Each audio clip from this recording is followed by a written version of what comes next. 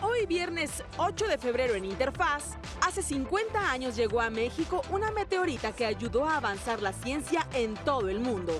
Te contamos la historia de la relevancia de Allende para la investigación del universo. Nuestra generadora de información, Elis de León, se encuentra en Guadalajara y nos enlazaremos con ella para conocer todos los detalles del encuentro Innovar para Educar organizado por la ANUYES. Cuidar nuestro medio ambiente es fundamental. Hoy hablaremos en el estudio sobre el Instituto Mexicano de Fauna, Flora y Sustentabilidad Social. Hoy es viernes de nuestra sección con perspectiva de género y platicaremos con especialistas del Instituto Politécnico Nacional sobre el Día Internacional de la Niña y la Mujer en la Ciencia. El presidente Andrés Manuel López Obrador puso en marcha el programa de becas Benito Juárez en Iguala Guerrero. Te contamos todos los detalles. Y Javier Aranda nos confiesa que ha leído El hombre ilustrado de Ray Bradbury. No te pierdas esta recomendación. Esto y mucho más en el programa que te conecta con lo mejor de la información en educación. Esto es Interfaz. Muy buenos días, amigos y amigas de Interfaz. Gracias por acompañarnos esta mañana de viernes 8 de febrero del 2019. Un gusto saludarlos en toda la República Mexicana, cerrar semana y por supuesto estar muy cercanos a este sector educativo que diariamente nos acompaña. Saludo con mucho gusto a mi compañera Ana Cristina Olvera. Ana Cris, buenos días, ¿cómo estás? Muy buenos días, Omar. Es un verdadero placer saludarte y sobre todo a todas las amigas y amigos de la Agencia Informativa de Educación de México, a este programa que es su interfaz con el mundo de la educación, el conocimiento, la ciencia, la tecnología, el arte y la cultura. Saludamos también con mucho gusto a Griselda Yebra, quien nos permite comunicarnos con ustedes a través de la lengua de señas mexicana, y los invitamos a que nos acompañen en la próxima hora y media.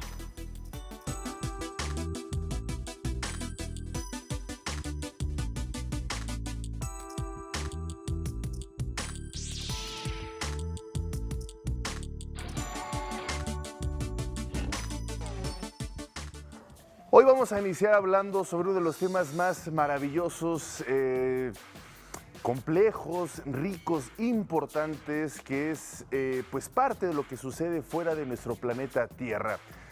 Vamos a empezar a tratar de descifrar aspectos que contiene el universo, o también llamado el espacio, esa zona vacía o supuestamente vacía, esa zona oscura, negra, llena de constelaciones, porque la Tierra, después de 100 kilómetros hacia el espacio, precisamente, por ejemplo, se acaba el aire, se acaba el oxígeno y empezamos a entrar en una dimensión quizá desconocida o poco conocida para muchos. La carrera del conocimiento espacial es uno de los aspectos que ha venido confluyendo por las grandes potencias del mundo, Estados Unidos, lo que fue la Unión Soviética, o Rusia, China.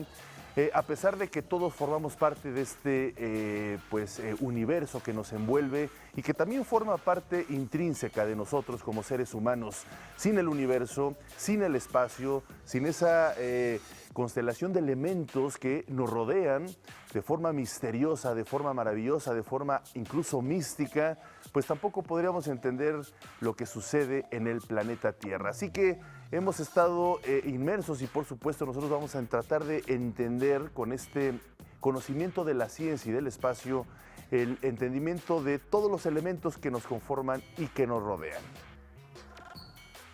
Así es, Omar, y es que hoy conmemoramos un día muy especial porque el 8 de febrero de 1969, solamente unos días antes de que despegara la legendaria y la histórica misión Apolo 11 a la Luna, cayó en el estado de Chihuahua el que es considerado el meteorito más estudiado de la historia, que hizo un parteaguas en la ciencia en todo el mundo.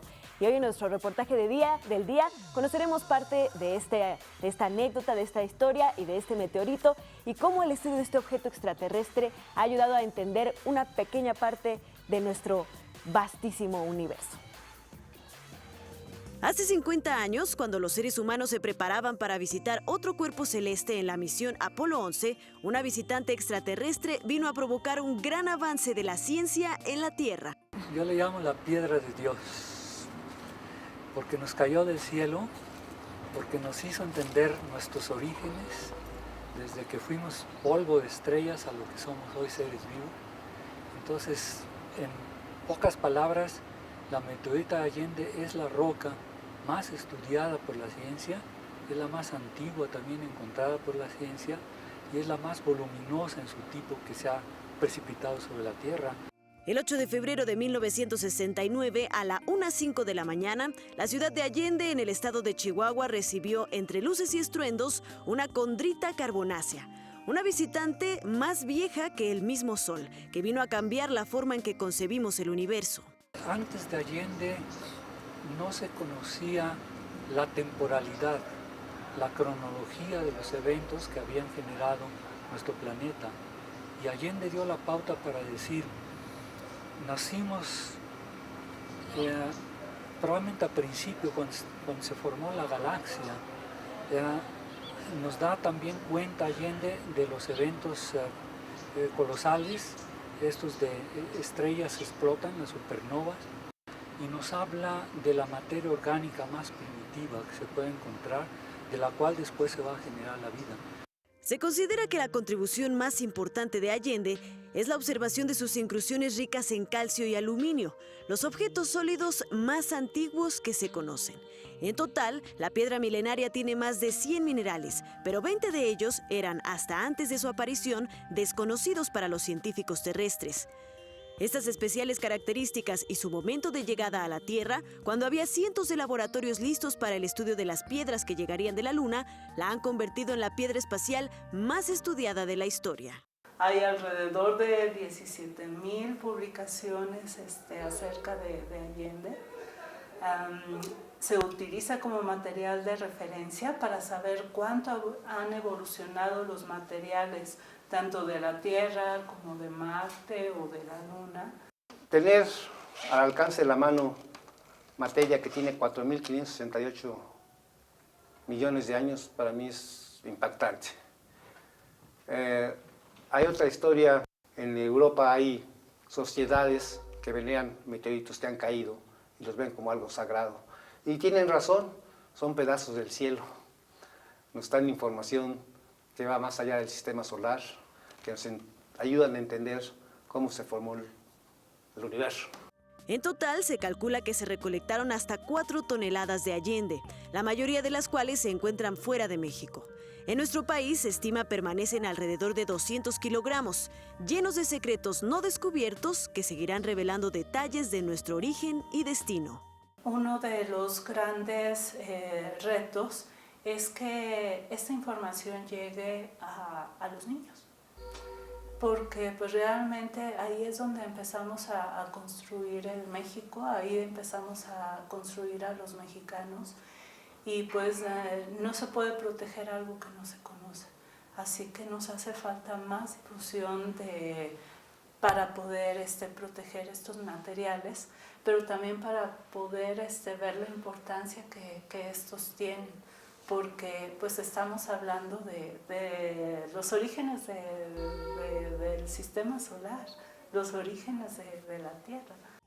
Y por fortuna aquí en el estudio tenemos a alguien que es experta en este tipo de temas, Ana Cristina Olvera. Ojalá fuera más experta. Oye, la importancia de esto pues sí es algo relevante, ¿no? Destacar la importancia de esta piedra. Sin duda alguna, Omar. Nos decía la doctora Karina Cervantes, que acabamos de ver ahí en el estudio, en el reportaje, una de las especialistas más importantes de nuestro país acerca de pues meteoritos y sobre todo esta piedra, que sí marcó un parteaguas en la ciencia, un antes y un después, igual de equiparable que la llegada del hombre a la luna, que las piedras de la luna que vinieron, porque nos habla o se encontraron elementos que hablan de cómo fue la cronología de la formación del sistema solar, algo que se tenía pues una idea muy diferente antes de que llegara esta piedra por los minerales que se encontraron. Y nunca ha caído una piedra tan importante como esta. Pues esta... Hay otras piedras muy importantes, hay meteoritos de Marte que por ejemplo se están estudiando, cayeron en la Antártida y se están estudiando porque se cree que pueden tener algunos elementos biológicos, pero esta es la más estudiada de la historia. Correcto. La más estudiada de toda la historia. Pues ahí está, qué interesante reportaje. Gracias, Ana Cris, por traernos esta pues, zona de conocimiento. Vamos a hacer mientras tanto una pausa y regresamos.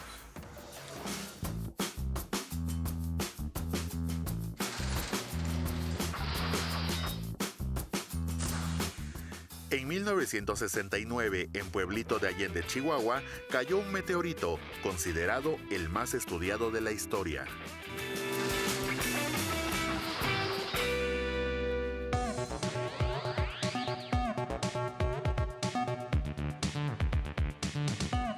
Y vamos a seguir platicando sobre estos temas tan interesantes, tan importantes y que yo considero que cada vez se van a hablar más, sobre todo cuando en estos tiempos ya hay empresas privadas que también se han lanzado a la conquista y al entendimiento del universo. En China se encuentra en construcción el planetario de Shanghái, un proyecto inspirado en los principios de la astronomía. Nuestra compañera generadora de información, Bonnie Moctezuma, aquí en la Agencia Informativa de Educación de México, nos preparó una nota sobre este recinto innovador que se inaugura el próximo año. El cosmos es todo lo que es, todo lo que fue y todo lo que será. Nuestras más ligeras contemplaciones del cosmos nos hacen estremecer. Sabemos que nos aproximamos al más grande de los misterios.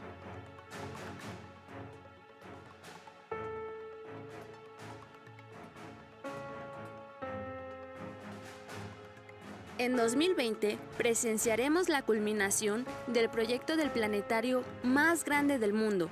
38,000 metros cuadrados serán dedicados al conocimiento de planetas, estrellas y astros. Ya se encuentra en obra y es parte del impulso que beneficiará al Museo de Ciencia y Tecnología en el distrito Linglang de la nueva área Pudong de Shanghái, China. Este planetario fue creado para simbolizar el futuro de la exploración espacial de China y reinterpretar la historia de la astronomía china. Su diseño se centra en el concepto de movimiento orbital. Contará con 3 principales construcciones que asemejan al Sol, la Luna y las estrellas: el Oculus, el domo invertido y la esfera. Suspendido sobre el acceso principal del museo, el Oculus demostrará el paso del tiempo a través de un círculo de luz solar en el suelo. En el domo invertido se organizarán galerías, mientras que en la esfera habrá una pantalla en forma de cúpula.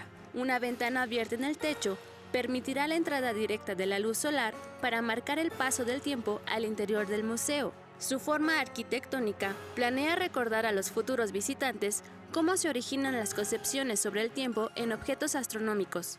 Dentro y fuera del planetario se incluirán exhibiciones. Se mostrará al público un telescopio solar de 24 metros de altura y se ofrecerán actividades nocturnas en el observatorio y en el campamento de observación juvenil. La construcción fue anunciada en el año 2016. Durante el 2018, el 85% de la edificación ya estaba completa. Este espacio también se dedicará a atender el entorno educativo, con un centro educativo y de investigación, así como exposiciones permanentes, servirán para la divulgación sobre temas astronómicos y relacionados. Y seguimos con los temas de tecnología, innovación, por supuesto emprendimiento, y para eso nos enlazamos hasta Guadalajara, Jalisco. Ahí se encuentra Elis de León, una de las generadoras de información de la agencia, y ella está siguiendo muy de cerca el encuentro Innovar para Educar, que organiza la Asociación Nacional de Universidades e Instituciones de Educación Superior, la ANUYES. Muy buenos días, Elis, ¿qué nos tienes hoy? Buenos días, Ana Cristina, Omar. Hoy concluyen las actividades de la 4ª edición del encuentro Innovar para Educar 2019. La comunidad académica de la Universidad de Guadalajara, desde el Centro Universitario de Ciencias Económico-Administrativas, recibieron a expertos en materia de innovación, además de autoridades universitarias. En estos 3 días de actividades pudimos conversar con algunos de estos expertos y los invito a conocer un poco de estas charlas en la siguiente nota. El Centro Universitario de Ciencias Económico-Administrativas de la Universidad de Guadalajara abrió sus puertas para reflexionar sobre innovación, emprendimiento y creatividad. Desde hace varios años, la Fundación Educación Superior Empresa, la FESE, y la ANUYES hemos venido insistiendo en el valor estratégico que el binomio inseparable de educación e innovación tiene para la mejora de la competitividad y la productividad de nuestro país. A través del CUSEA, la Universidad de Guadalajara y sus colaboradores buscan identificar las capacidades de emprendimiento existentes en su comunidad estudiantil. Este centro universitario donde nos encontramos, el CUSEA, Ciencias Económico-Administrativas, ha sido pionero en estos temas por la naturaleza de las disciplinas. Aquí están las licenciaturas en Administración, en Finanzas, Mercadotecnia, etcétera, etcétera. Pero en los demás centros universitarios, como ciencias sociales, biológico-agropecuarias, ciencias de la salud, ingenierías y los regionales que son multitemáticos. El talento es clave en el diseño de nuevos paradigmas para la innovación. Nosotros estamos buscando los talentos a través de un mecanismo que le llamamos radar de talentos, que es un cuestionario perfilador de talentos donde identificamos quiénes tienen emprendimiento, quiénes quisieran tener, quiénes tienen potencial en cuestión de actitud, en capacidades, si ya tienen un proyecto, en qué consiste, en qué vertical lo están desarrollando, cuáles son sus avances, cuáles son sus principales carencias, para poder generarles un acompañamiento más especializado y más orientado a sus necesidades. Además de la formación de capital humano, lo que se persigue es lograr la vinculación e interdisciplinariedad que optimice el terreno para la innovación y el emprendedurismo. Vamos a generar más innovaciones si somos capaces de desarrollar esquemas para que gente de estudiantes y profesores de distintas disciplinas dramáticamente hasta opuestas convivan de manera espontánea. Es ahí, en esa intersección de las diferencias, donde se generan las innovaciones más importantes. Eso está demostrado a nivel internacional. De igual manera, Iván Moreno considera que las universidades deben mantener un balance cuidadoso entre dónde generar disrupciones, dónde innovar, dónde mantener prácticas tradicionales, teniendo en cuenta que no toda la innovación genera valor por el solo hecho de ser innovación. Ese cuidado, esos balances, las universidades estamos obligados a tenerlos muy en cuenta para no dar pasos que puedan poner en riesgo la tecnología central de la universidad, que es la interacción, el desarrollo del diálogo, el debate, el pensamiento crítico, el razonamiento matemático, que se da a través de la colaboración entre personas. En la cuarta edición del encuentro Innovar para Educar, se resaltó además la relevancia de la motivación, de superar el miedo al fracaso, además de identificar y perseguir las pasiones personales. Además de los 5 talleres con los que dieron inicio las actividades de este cuarto encuentro, la Universidad de Guadalajara, desde el Centro Universitario de Ciencias Económico-Administrativas, recibieron a 10 ponentes, además de que se instalaron 2 expo emprendedoras. Esa es la información. Ana, Omar. Muy bien, Elis, pues te esperamos aquí de vuelta para que nos des toda la información y que tengas buen día. Gracias y muy buen fin de semana. Pues ahí está esta cobertura especial que estamos haciendo hasta Guadalajara en este importante evento. La Universidad de Guadalajara, una de las más connotadas en nuestro país. Así que bueno, pues les mantendremos informados sobre este papel que hace la SANUYES tan importante, tan valeroso para la educación superior. Vamos a hacer una breve pausa, regresamos.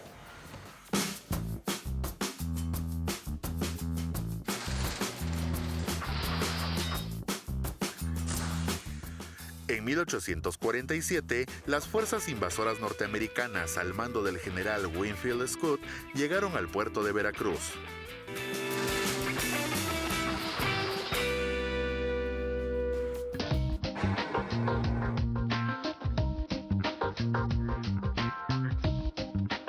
Vamos a hablar de un tema en realidad importante. ¿Y por qué es importante? Porque las mujeres cada vez deben de adentrarse o apoyar a que se adentren en estas áreas de la ciencia. El próximo lunes 11 de febrero se conmemora por cuarta vez el Día Internacional de la Mujer y la Niña en la Ciencia. Y hoy, para hablarnos de la inclusión de las mujeres y las niñas precisamente en estas áreas, nos acompaña en el estudio la doctora Isaura Luisa Fuentes Carrera. Ella es profesora titular de la Escuela Superior de Física y Matemáticas del Instituto Politécnico Nacional. Muy buenos días, doctora. Gracias por estar con nosotros. Buenos días a ustedes. El gusto es mío. Pues es un día importante. ¿Por qué es importante esta conmemoración? ¿Qué aporta situar este tipo de días para la reflexión y pues precisamente para evaluar cuál ha sido el papel de la inclusión de la mujer en la ciencia? Claro, bueno, todo día internacional, en general, la UNESCO cuando determina un día internacional es con la idea de llamar la atención a una problemática o a algún evento importante. En este caso es el hecho de que si se vea la población general, ¿no?, en el mundo, el porcentaje de investigadoras, de mujeres que están haciendo ciencia, es a lo mucho, y juntando todos los países, es como del 30%. Cuando las jóvenes deciden qué carrera van a estudiar, pues también es alrededor del 30% que deciden irse hacia las ciencias y las ingenierías. Entonces, pues sí, digamos, si somos en un mundo donde somos mitad y mitad, pues uno dice, ¿qué es lo que está pasando? Claro. Entonces, este día es muy importante porque se quiere llamar la atención tanto de las niñas como decirles, si te gusta, adelante. Y es pues viéndonos a nosotras, a las mujeres que estamos haciendo ciencia y que vivimos de eso y que somos inmensamente felices haciendo ciencia. Entonces es eso, es también a las mujeres jóvenes que a lo mejor están, híjole, ¿qué estudio? La verdad siempre me han gustado las matemáticas, pero dice que me voy a morir de hambre, o me gusta la ingeniería, quiero construir puentes, pero pues la ingeniería está llena de hombres y voy a ser la única mujer. Entonces es importante señalar y decir no, adelante. Y también igual de importante es crear conciencia, no solo en las niñas en decirles tú puedes, en las mujeres en decir adelante, sino también en los niños y en los hombres. Claro. Porque esa es una problemática muy grande. Si uno evalúa, si uno pregunta a muchos niños, a partir más o menos de los 8 o 9 años, ya hay esta idea de que las niñas hacen una cosa y los niños hacen otra cosa. Y eso se siente en las clases, se siente en la escuela, y entonces también es importante decirles a los niños, no, si tu compañera, si tu amiguita también quiere construir castillos, pues también va a construir castillos y pon atención porque a lo mejor los construye mejor que Puentes, tú, ¿no? Y jugar con cochecitos, porque de ahí parte, ¿no? Claro, claro, entonces eso es importante, es general, es global. Los cambios no solo se van a dar diciéndole a las niñas y a las mujeres adelante, sino también concientizando a los profesores, a las personas que toman las decisiones, a los que hacen la promoción de las ingenierías y todo eso.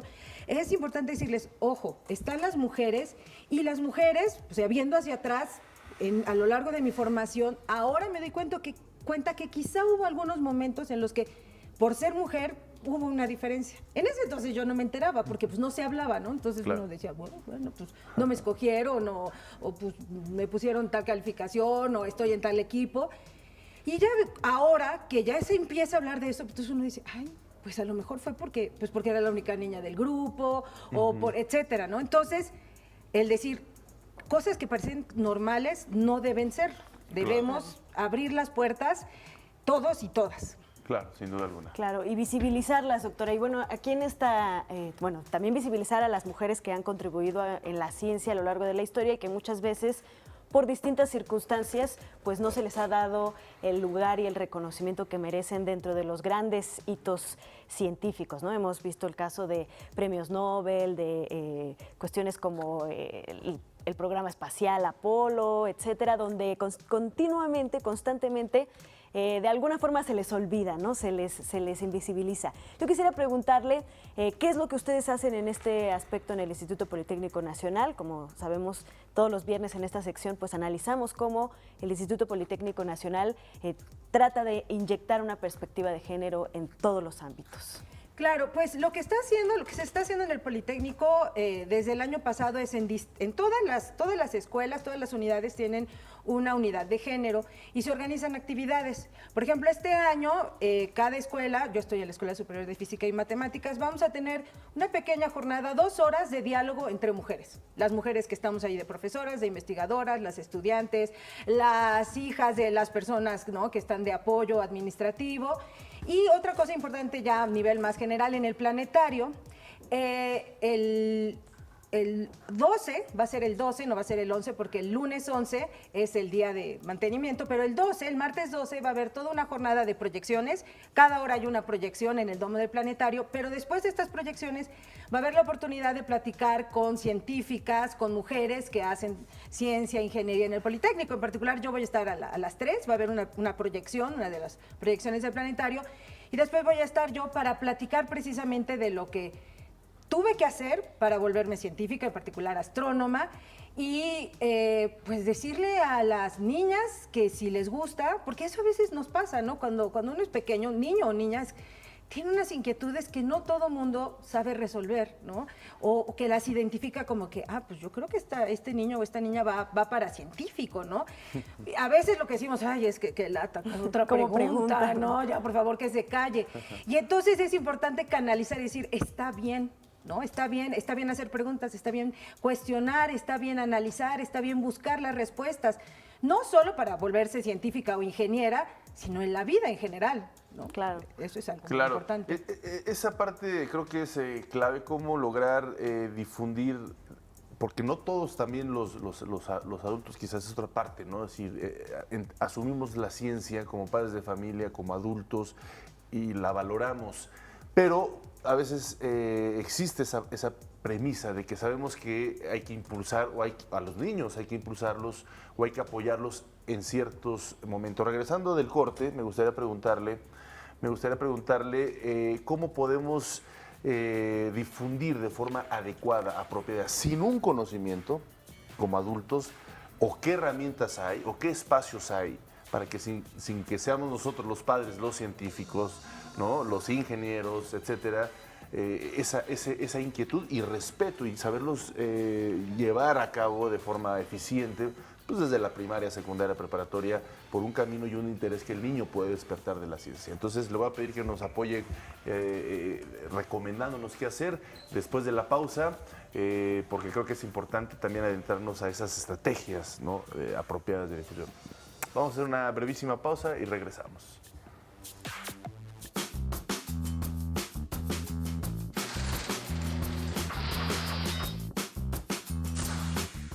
En 1857 se juró la Constitución por los diputados al Congreso y por el presidente Ignacio Comonfort.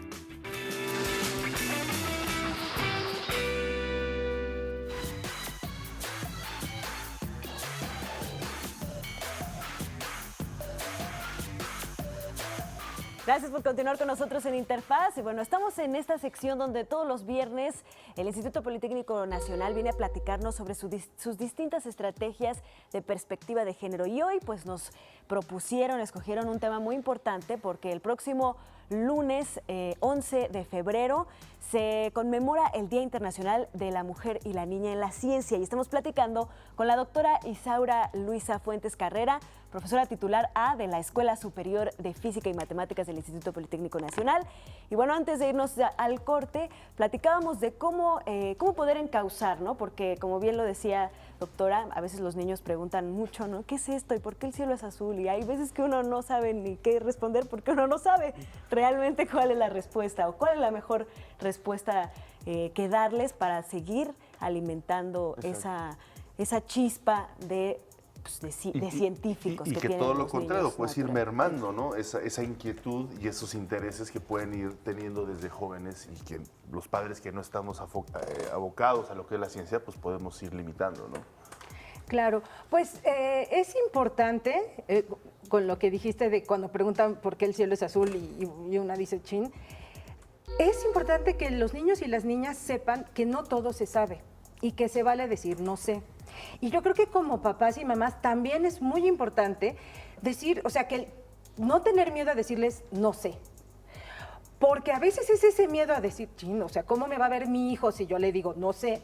Que entonces mejor ya, haz otra cosa, no me preguntes. Entonces son ahí donde entran las estrategias. Uno puede decir no sé, pero fíjate, hablando de la Ciudad de México, pues que está el Museo de la Luz en el centro.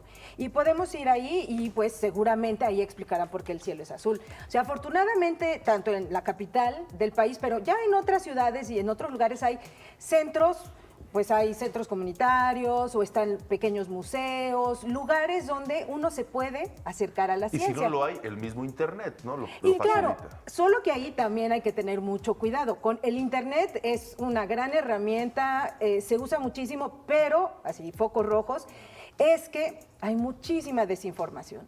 Y a veces, como es la más espectacular, pues es la primera que se nos queda grabado, ¿no? De, que el próximo agosto, el martes, se va a ver quién sabe cómo, y entonces ya, eso, cada agosto me llegan preguntas de eso, ¿no?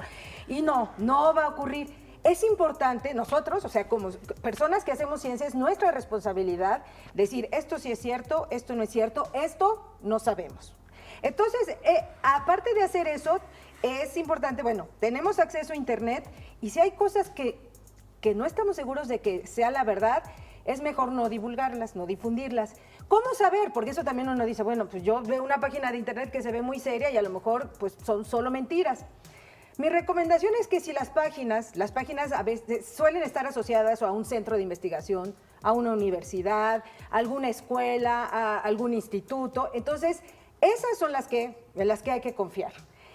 Otras que tengan nombres esotéricos o extraños, pues hay que tomarlas con cuidado. Claro. Y siempre, como pues la verdad en cuestiones de ciencia, nos gusta hablar de ciencia, pues tratar de ponerse en contacto con alguien, escribirle si hay un blog o un Twitter y decir, pues leí esto, es cierto, y pues ya nosotros diremos, no, no es cierto, sí, sí es cierto. Entonces, esa es la estrategia, acercar, ¿no? Acercar a las niñas y a los niños a estos centros. Se hacen muchos eventos, por ejemplo, se organiza la Noche de las Estrellas en noviembre, se hacen en planetarios, se ha hecho también en el Museo Tesosomoc del Politécnico, al sur de la ciudad, en muchos lugares. Debe haber libros también. Hay libros, por supuesto. Para niños, para niñas. Para niños, sí. Eso es importante. Hay estos libros.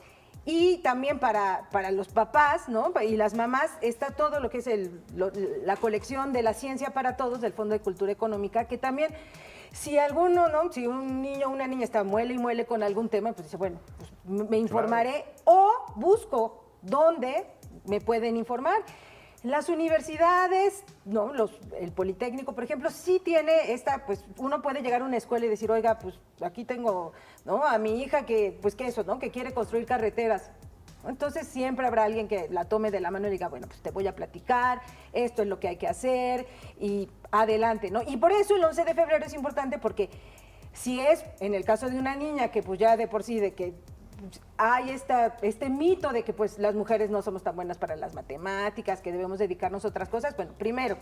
Y después el hecho de que quieres hacer algo que pues sí, han hecho sobre todo los hombres, pero pues eso es una cuestión social mucho más compleja. Entonces que una mujer le diga a una niña, ven, sí se puede, yo lo estoy haciendo, y hay dificultades, pero pues uno sale adelante.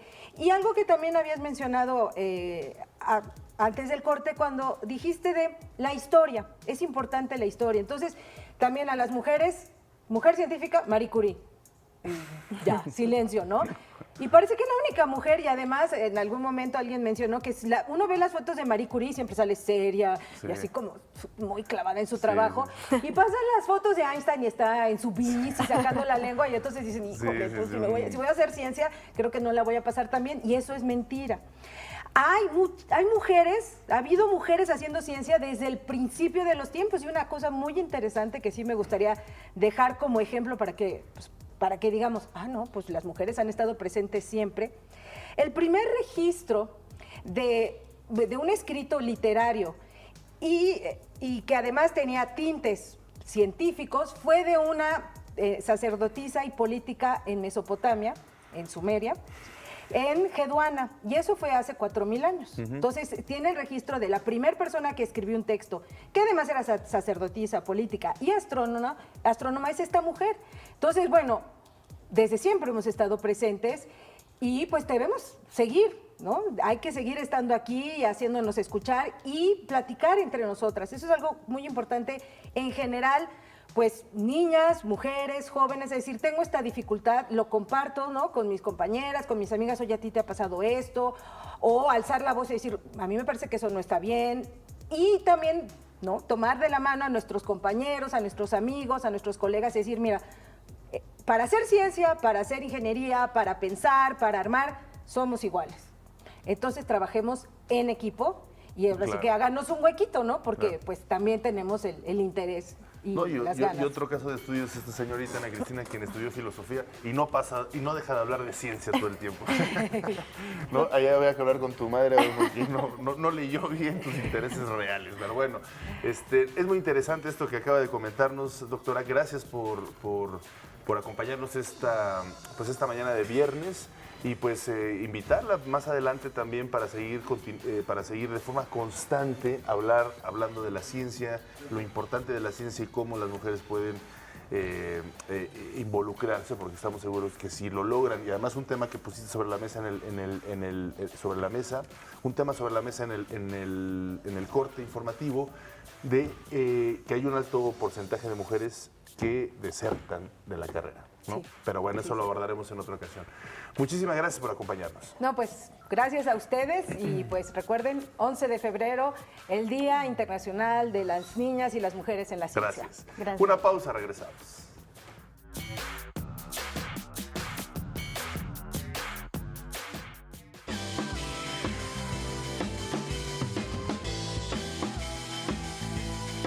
También un tema fundamental en nuestros tiempos, pleno siglo XXI, uno de los grandes retos es cuidar nuestro medio ambiente. Y por supuesto es muy plausible todos los esfuerzos que hacen las diversas instituciones en el país. Y hoy vamos a hablar sobre este tema que se está desarrollando en este instituto, y para ello nos acompaña en el estudio el biólogo Juan Jorge Avilés Ortega. Él es fundador y coordinador general del Diplomado en Educación Ambiental Urbana 2019 precisamente, y Eric Michel García Flores, director y fundador de Plantalia y co-coordinador del diplomado con ellos. Con ellos vamos a hablar precisamente sobre este diplomado, qué contiene, sus alcances, para quienes va dirigido. Gracias por acompañarnos, buenos días. Muy buenos días, muchas gracias Omar, muchas gracias Ana Cristina, la verdad un placer estar aquí en el programa y en efecto invitar a toda la ciudadanía, a todos nuestros auditorios, para que se sumen a este diplomado de educación ambiental urbana que tiene como principal objetivo formar educadores ambientales a través de diferentes estrategias.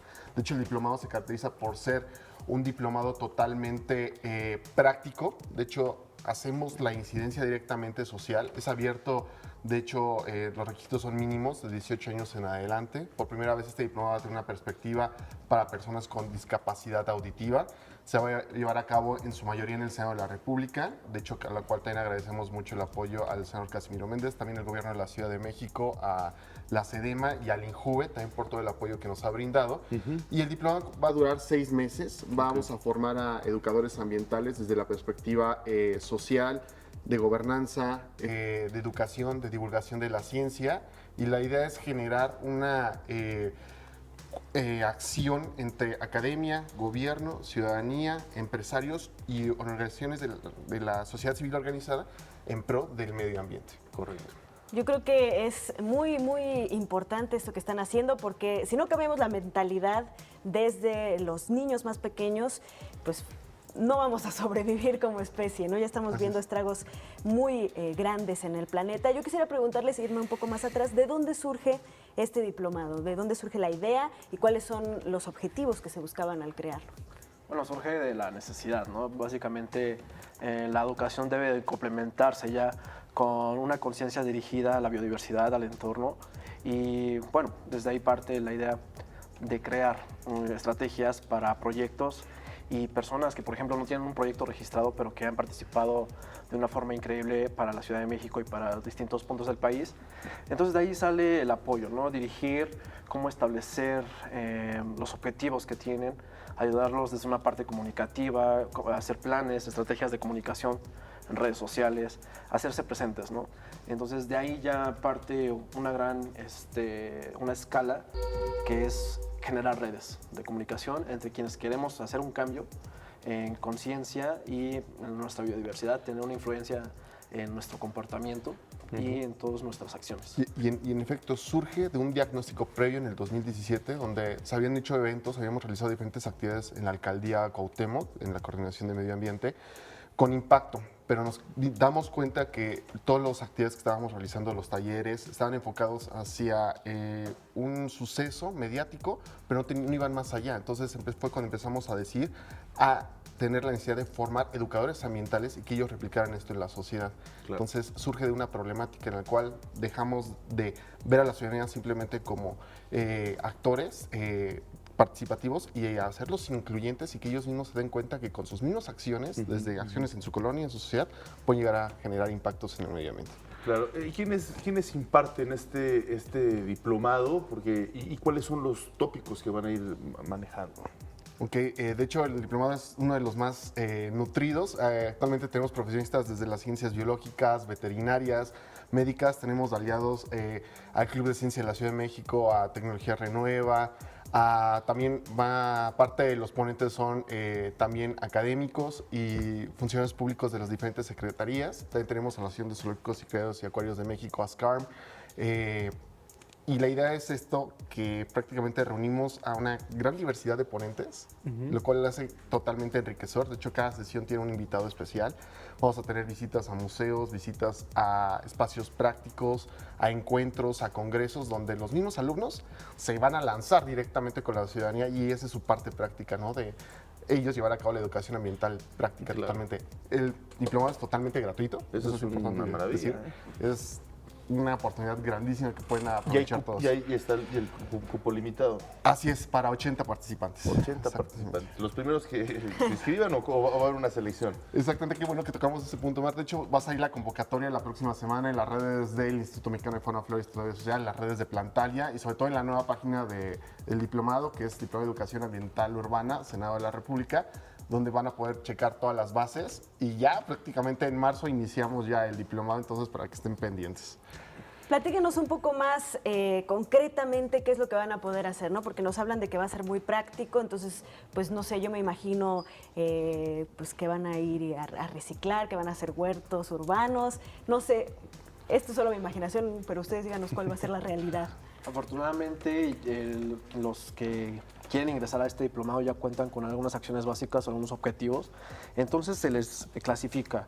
Por ejemplo, el tema de áreas verdes, huertos urbanos, a ellos se trata también de vincularlos en acciones y, por ejemplo, reciclaje. Entonces vinculamos los proyectos, los agrupamos y tratamos de desarrollar complementos sobre sus acciones.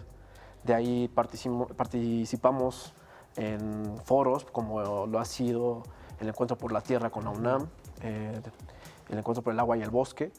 Y hacemos esta énfasis porque suele participar de forma individual la gente, ¿no? Dice, yo tengo este proyecto. Oigan, es mejor unir fuerzas y a lo mejor ya quitémonos ese concepto de tener una playera.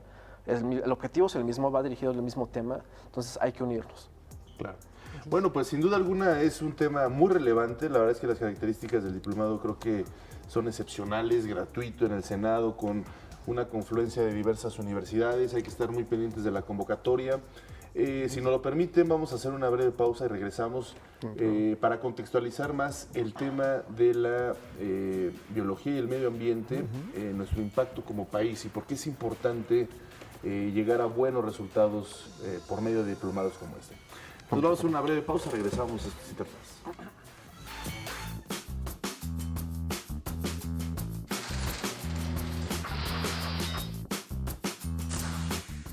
En 1984 se inauguraron los Juegos Olímpicos de Invierno en Sarajevo, Yugoslavia.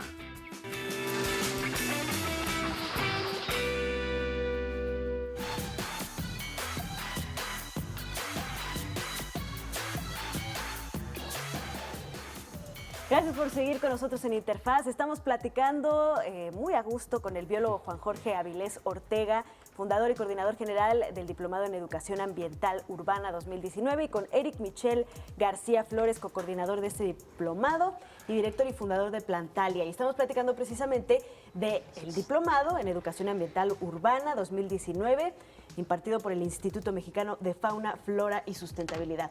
Yo quisiera que nos ayudaran primero que nada a definir este concepto de educadores ambientales, porque bueno, parece que es un curso sobre pues, sustentabilidad y biodiversidad y etcétera, pero en realidad el objetivo es formar educadores ambientales, es decir, que se esparza el esfuerzo, ¿no? Que vaya llegando a más y más rincones. ¿De qué se trata este concepto del educador ambiental? Sí, de hecho el diplomado lo que hace, como bien lo mencionas, es dar herramientas pedagógicas, dar herramientas de incidencia en la ciudadanía, en el cual ellos puedan transmitir el conocimiento que ya tienen, porque de hecho la mayoría de los perfiles que se incluyen en el Diplomado de Educación Ambiental Urbana son personas que ya tienen algunos proyectos de incidencia en sus colonias, pero no saben cómo transmitirlos, o tienen mucha energía, son biólogos, son veterinarios, son científicos, son amas de casa que tienen ciertos conocimientos, pero les cuesta trabajo transmitirlos. Entonces les damos herramientas pedagógicas y a la vez de la mano con los especialistas, que eso es lo que hace la formación del educador ambiental, es decir,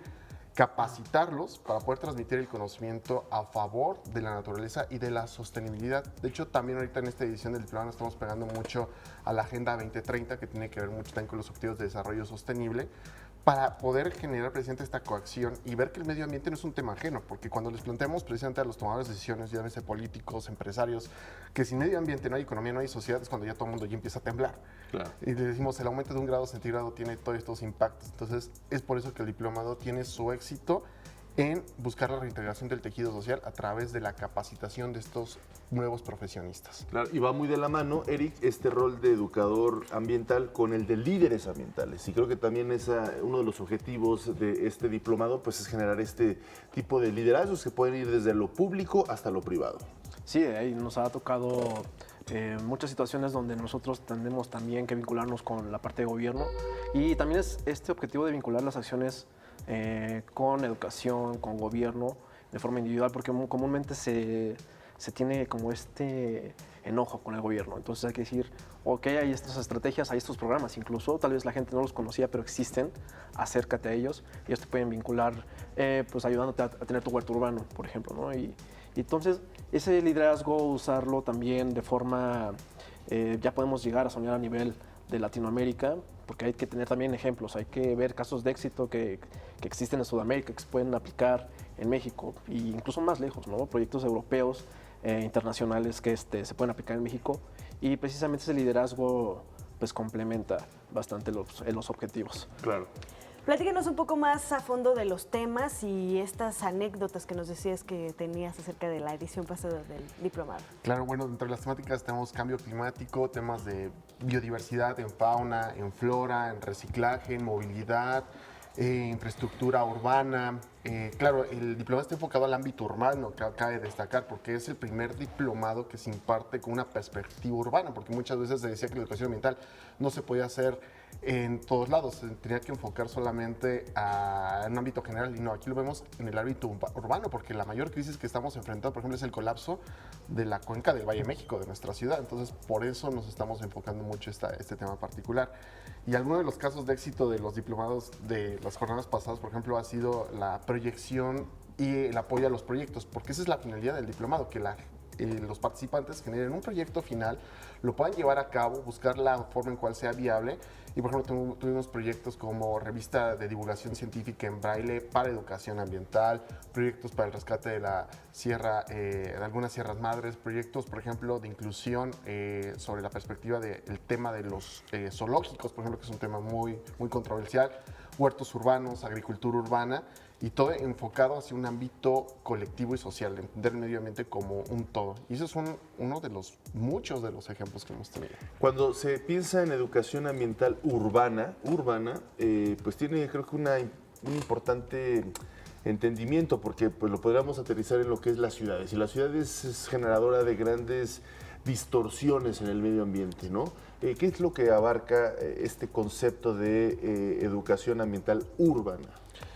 Urbana, principalmente nos estamos enfocando hacia el aspecto, ahora sí, la huella de concreto, toda la huella que desafortunadamente el mal crecimiento demográfico, de hecho uno de los ejemplos más balanceados, por ejemplo, de cómo debería ser nuestra ciudad sería tal vez como ciudad universitaria o como Tlatelolco, debe haber un equilibrio. Entonces lo que buscamos es volver a generar ese equilibrio ecológico, porque desafortunadamente ya no existe.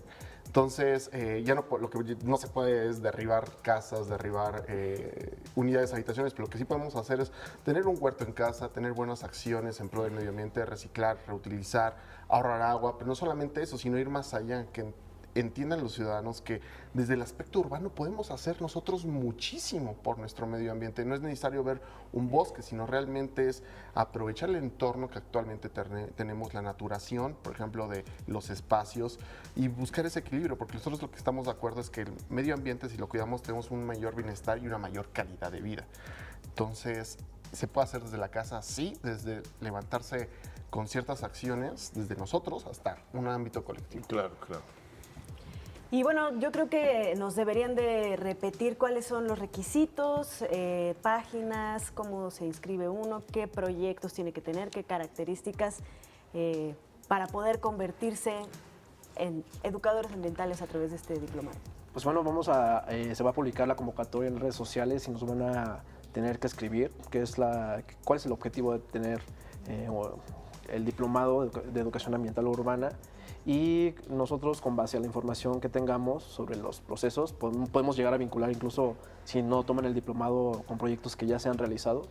Y bueno, como decía al principio, ¿no? Hay gente que no tiene una estructura de educación lo suficientemente como para ejercer una licenciatura, pero que su proyecto o su acción ha influido, ¿no? Bastante en este tema. Entonces, Vamos a dedicarnos a leer, porque sabemos que hay gente que incluso no tiene una computadora y que sus acciones valen muchísimo. Entonces vamos a ponernos a trabajar más allá de redes sociales. También esperemos que se pueda mandar el mensaje por otro medio, invitar a familiares, amigos. ¿En qué redes sociales? En las redes, de hecho, pueden buscar como Diplomado de Educación Ambiental Urbana, si están en Facebook, en las redes sociales del Instituto Mexicano de Fauna, Flora y Historia Social, en Plantalia, en las redes del INJUVE, de la SEDEMA y del Senado de la República van a poder verificar la convocatoria. Perfecto. Muy bien. ¿Cuándo sale? ¿Qué fecha? La próxima semana ya estamos abriendo los últimos detalles, ya sale la convocatoria para que estén pendientes. La verdad que es un gran esfuerzo, una gran alianza y les pedimos a todos mucha paciencia. Gracias. Perfecto. Pues muchas gracias, mucho éxito y cuando tengan a sus participantes y vayan concretando los proyectos, los esperamos aquí para platicar Muchas sobre gracias. ellos. Gracias. Muchas gracias. Una breve pausa y regresamos con más en Interfaz. No se vayan.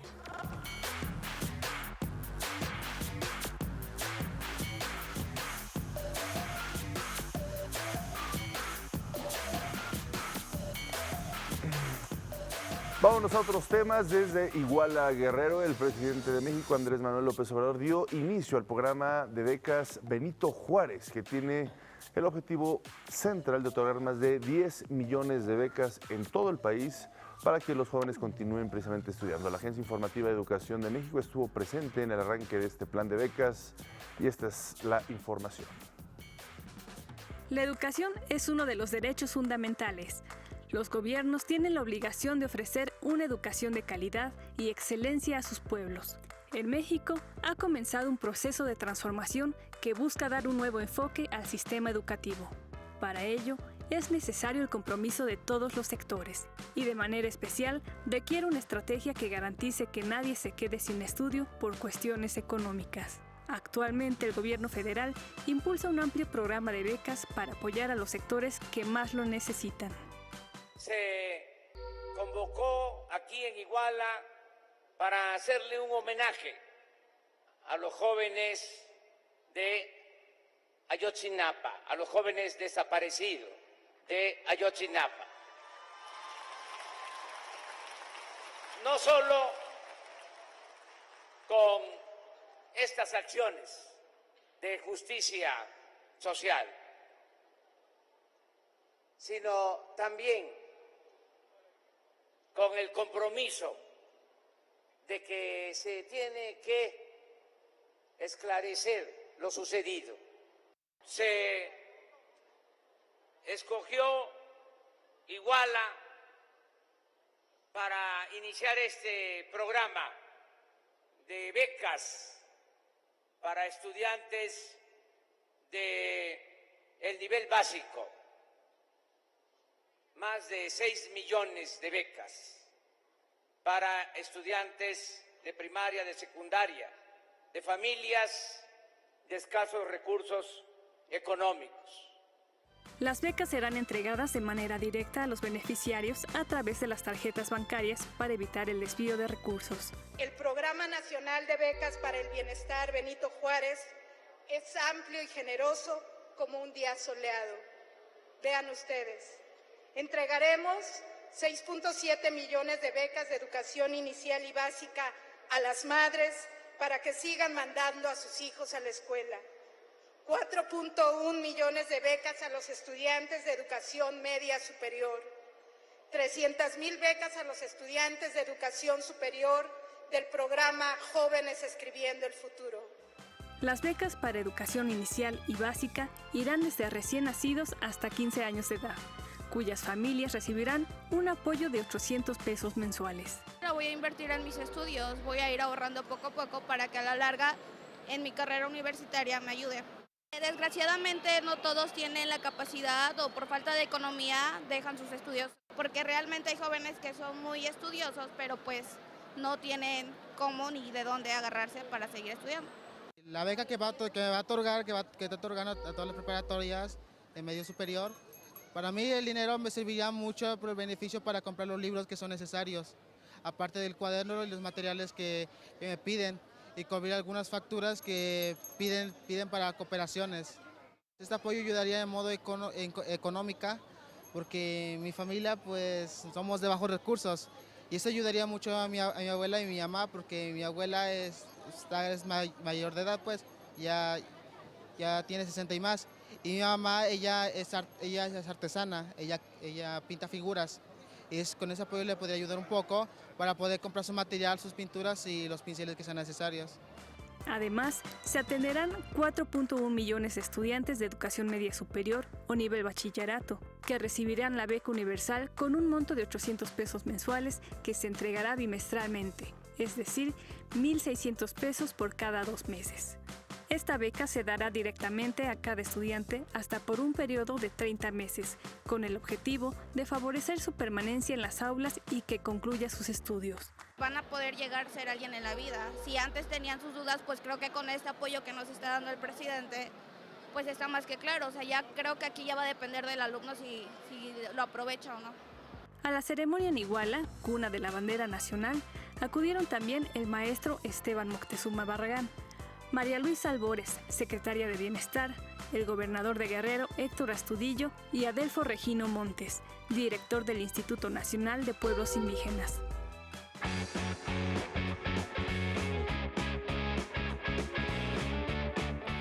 Y bueno, llegamos al momento de esta sección que hemos estrenado, en la cual cada viernes conocemos diferentes sistemas educativos del mundo. En esta ocasión veremos cómo se conforma la educación en Chile. Los resultados de las últimas 2 pruebas PISA de la Organización para la Cooperación y el Desarrollo Económico han demostrado que la educación en Chile es de las más sobresalientes de América Latina. PISA califica el desempeño de alumnos de 15 años en matemáticas, lectura, así como en ciencias. Y para tener estos resultados, los chilenos tienen acceso a los servicios de educación desde los 6 meses de edad. Se trata de las salas cuna que aceptan a bebés de 6 meses a 2 años de edad. Los niños de entre 2 y 4 años ingresan al nivel medio de la educación de la infancia temprana. Le siguen los niveles de transición 1 y 2, a los que asisten alumnos de entre 4 y 6 años. Queremos aumentar la cobertura en educación preescolar y hay una cosa muy importante. Hoy día no se puede saber quién lo hace bien, regular o mal en educación preescolar, en educación parvularia, porque no hay estándares, la agencia no está adaptada para la educación parvularia, no hay información. Por lo tanto, estamos trabajando también en crear esos estándares que nos permitan medir calidad, que se mide muy distinto que en el resto del sistema escolar. Estudios de la OCDE también destacan que la diferencia en el acceso a la educación de la población más pobre con la de mayor posibilidad económica es del 15%. Una cifra baja comparada con países de la región como Brasil o Costa Rica, cuya diferencia es del 50% aproximadamente. Durante la educación básica, los niños chilenos asisten 12 años, mientras que el promedio de los países de la OCDE es de 10 años. En este periodo de tiempo, entre los 6 y los 18 años de edad, el 90% de la población asiste a clases. En el nivel básico, las expectativas de los estudiantes en Chile es cursar por lo menos 13 años, cuando en Brasil es de 11 y en México de 9. La secundaria tiene 4 niveles, que se cursan de los 14 a los 18 años. En esta fase, los alumnos pueden elegir entre la modalidad general, que tiende hacia los conocimientos científicos y humanísticos, la enfocada a las artes o la apegada a los conocimientos técnicos. Al terminar, se obtiene la licencia de enseñanza media. En el caso de quienes optan por las asignaturas técnicas, después de la secundaria pueden acceder a los centros de entrenamiento, donde podrán obtener la certificación como técnicos de alto nivel. Las políticas de inclusión, aunadas a la creciente inversión pública que en el 2016 llegó al 5.3% del Producto Interno Bruto, han ayudado a que el desempeño de los estudiantes chilenos sobresalga en América Latina.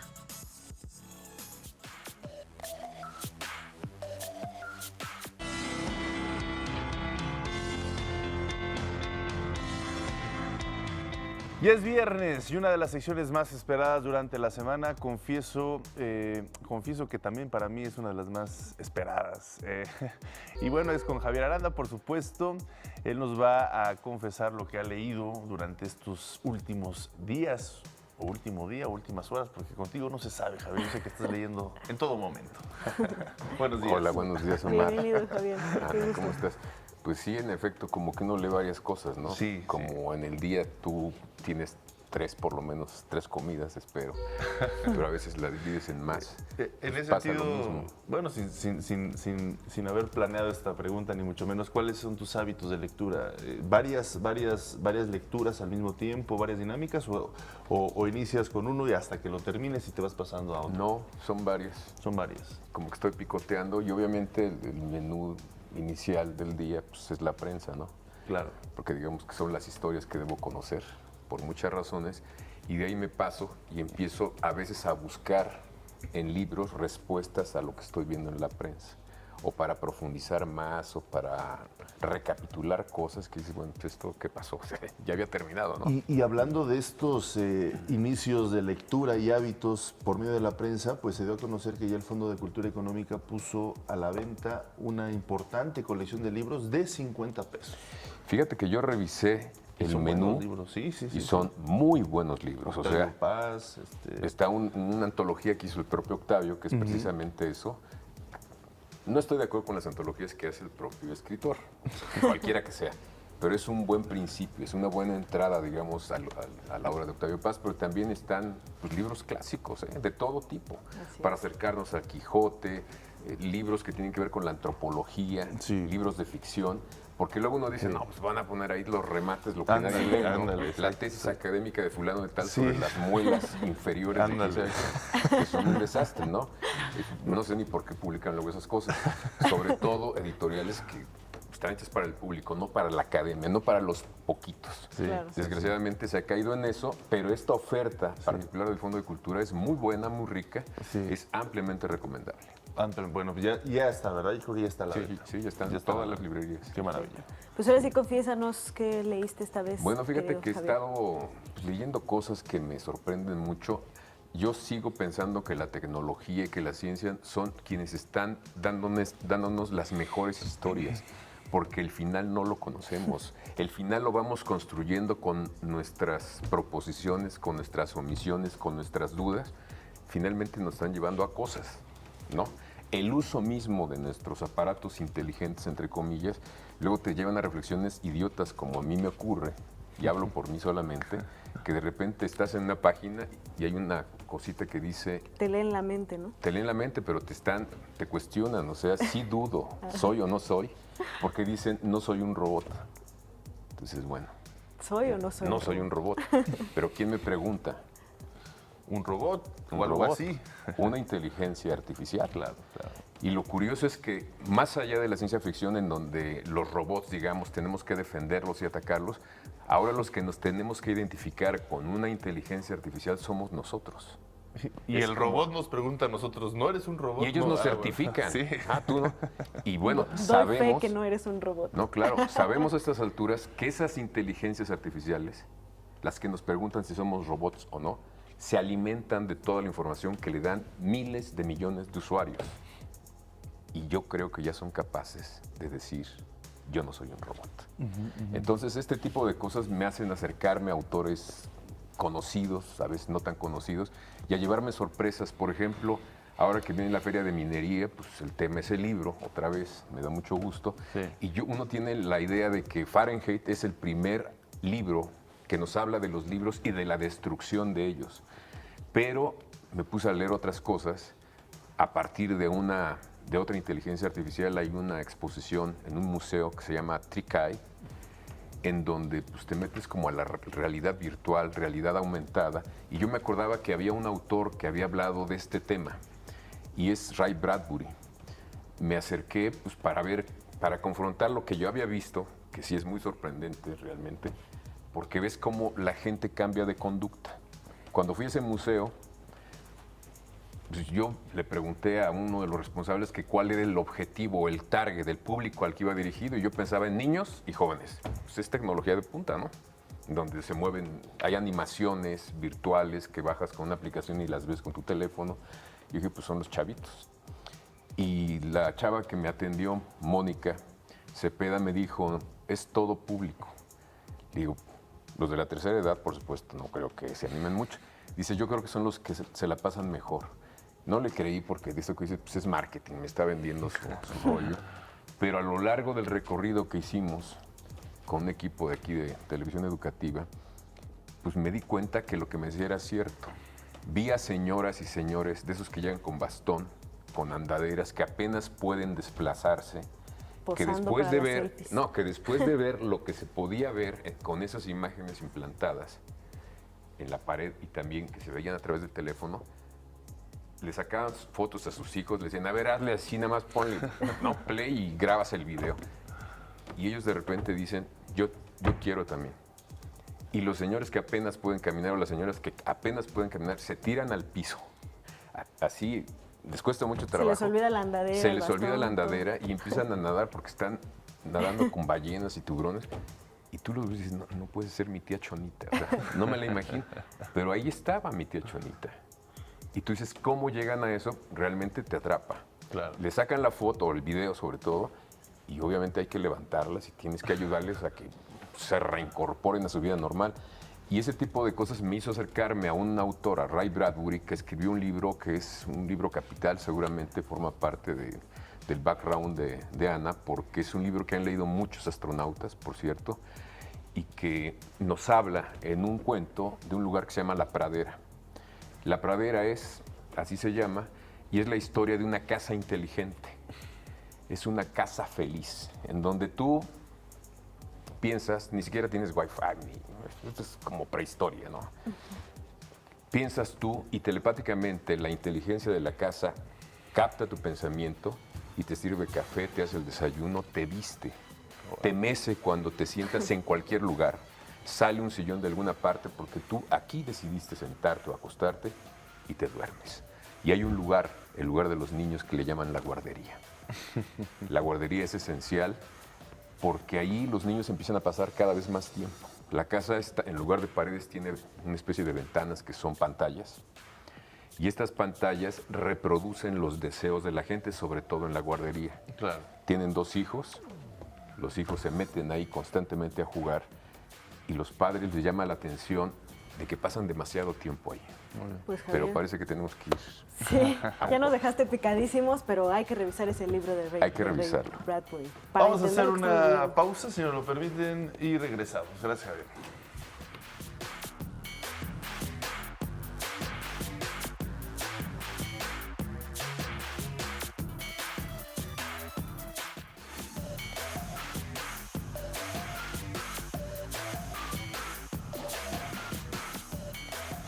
Gracias por continuar con nosotros en Interfaz. Estamos platicando con Javier Aranda sobre la tecnología, la ciencia, las selfies, la realidad virtual, la realidad aumentada y cómo pues hay autores que desde hace mucho tiempo lograron ver, sentir lo que toda esta vorágine tecnológica pues va a ir significando, sobre todo pues para los seres humanos ontológicamente, ¿no? Y lo vieron hace 80 años y vieron más allá de lo que estamos viviendo, pero todas las piezas que tenemos enfrente nos llevan a ese camino. Hablamos de La Pradera, es una casa inteligente y finalmente los niños con telepatía se conectan a la casa y reproducen las escenas que ellos quieren. Su escena favorita es una pradera donde hay unos leones y ven que al fondo están un par de leones o 3 y están devorando algo. ¿Dónde está esta casa? Es una casa. Nada más. En el cuento de Brad. En el cuento de Brad. No, pero tú estabas hablando al inicio de una... el Trikai. Es un museo que está en Antara, donde hay realidad aumentada, virtual, van a hacer mapping también, y hasta donde entiendo es la tecnología más avanzada en términos de museo de este tipo en el mundo, y es la primera que existe en América Latina, y es una tecnología de Taiwán directamente. La vivencia, ¿no? Sí, incluso yo le dije, bueno, ¿y cómo te coordinas con tu base que está en Taiwán?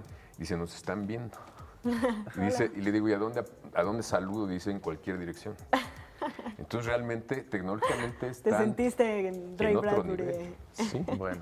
Pues muchísimas gracias Javier, por pues, traernos este libro, El Hombre Ilustrado, de Ray Bradbury, que fue escrito además en 1950 más o menos, ¿no? O sea, es un libro de estos ya clásicos con una propuesta interesantísima. Muchísimas gracias por haber estado con nosotros. Y no se pierdan la Feria Internacional del Libro de Minería el 21 de febrero inicia. Tú vas a estar por ahí, ya nos platicarás. Ahí estaré, perfecto, gracias. Gracias.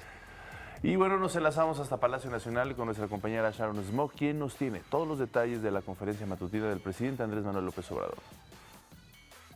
Así es, muy buenos días. Me da mucho gusto saludarlos desde Palacio Nacional, donde hace unos momentos en la conferencia matutina el presidente Andrés Manuel López Obrador se pronunció respecto a la situación que mantienen todavía desde hace 20 días ya los maestros del CENTE de Michoacán, donde todavía en algunos puntos permanecen bloqueando las vías ferroviarias. El presidente de la República llamó al diálogo para resolver esta situación. Entonces, que se aclare este asunto. Si se consultó a los maestros, si hubo una asamblea y si se decidieron que iban a quitar el plantón y no lo quitan, entonces, ¿qué tienen que ver ellos con este otro grupo? Por lo que a nosotros corresponde, estamos abiertos al diálogo siempre, hemos hecho todo para satisfacer las peticiones, se les entregaron sus apoyos, que incluso tienen que ver con obligaciones del gobierno del Estado. Nosotros ayudamos al gobierno del Estado transfiriéndoles recursos, adelantándoles participaciones federales. Y tengo entendido de que ya se les pagó a los maestros. Sin embargo, continuaron con esto. Entonces, yo vuelvo a hacerles un exhorto, un llamamiento de que liberen las vías y también informarles que hace 2 días tomamos la decisión de presentar una denuncia, una queja ante la Comisión Nacional de Derechos Humanos. Le instruí al consejero jurídico de que presentara ante la Comisión de Derechos Humanos una queja por violación a derechos humanos para que la Comisión de Derechos Humanos recomiende lo que deba de hacerse. Mañana sábado el presidente viajará a Tejupilco, Estado de México, para entregar becas a preparatorianos y nosotros les tendremos los detalles de este evento el lunes que viene. Este es el reporte desde Palacio Nacional. Que tengan un excelente fin de semana. Muchas gracias, Sharon. Y bueno, pues gracias también, Javier. Gracias, Javier. Llegamos ya al final de la emisión de esta semana, de este viernes de Interfaz, pero los esperamos el próximo lunes. Hasta luego.